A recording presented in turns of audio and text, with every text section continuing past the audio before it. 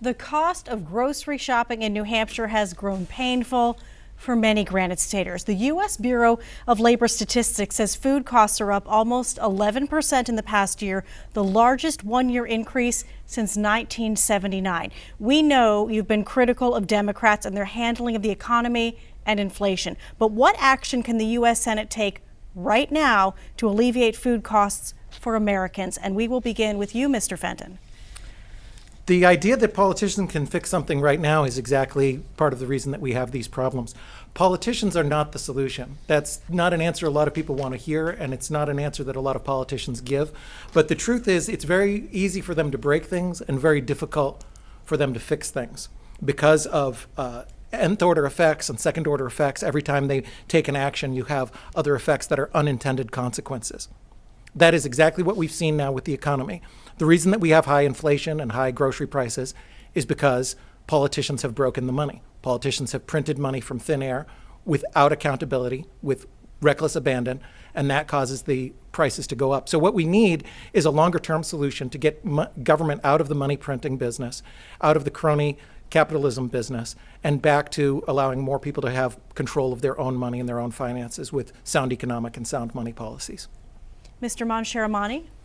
Yes, look, the inflation that's affecting Granite State families, let's call it what it is. It's a tax. It is a tax that's been imposed on the Granite State hardworking families, those on fixed incomes, and it's a tax that's been imposed by government. So let's agree what's caused this problem. Now, to your question as to what can we do about it, I think there's one simple policy shift we can make right away that can help restore some sort of price stability. And that begins with energy policy. We had an energy policy that allowed us to be independent, to share our oil and gas with friends and allies. Today, we are energy dependent on countries that hate us. This is bad for national security. This is bad for economic security. And fundamentally, that bleeds into grocery prices. Because if you think about the price of diesel, diesel drives freight rates in the trucking industry, and everything moved by those trucks is going to be costing more. So inflation is directly related to bad energy policy. That's the first thing to fix.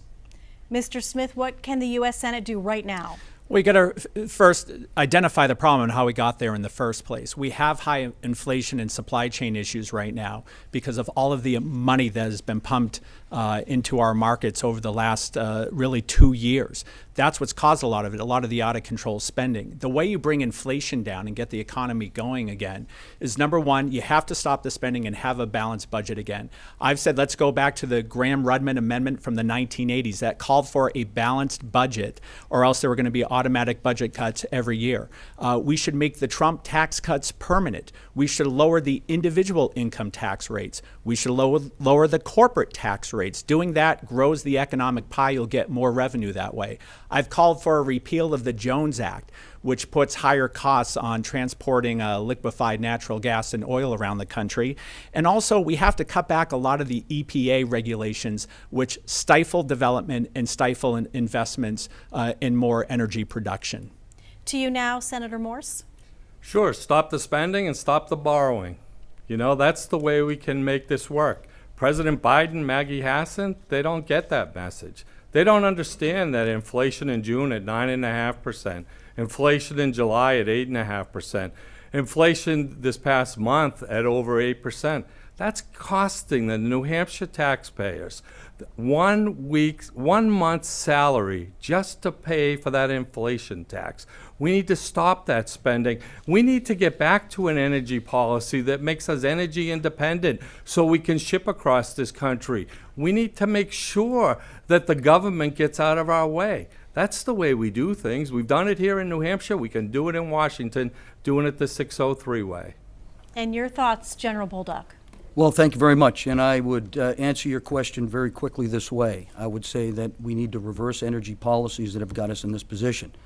Listen, Granite Staters have a lot of common sense. You know, they can add 1 + 1 = 2. And what they saw is an administration with the help, 100% help of Maggie Hassan, reverse our energy independence to energy dependence. And immediately the inflation went up. So that's step number one. In the process, we got to lower taxes. We got to balance the budget. They haven't had a budget in on time since 2006, and they haven't had a balanced budget since the Clinton era. This is tantamount to a crime as far as I'm concerned. It's Republicans and Democrats. I'm the outsider with the common sense necessary to say, you got too much money going out, not enough money coming in, we got a big problem. We need to balance that. It's not rocket science. It's very, very easy, and I will fight for Granite Staters to get that done.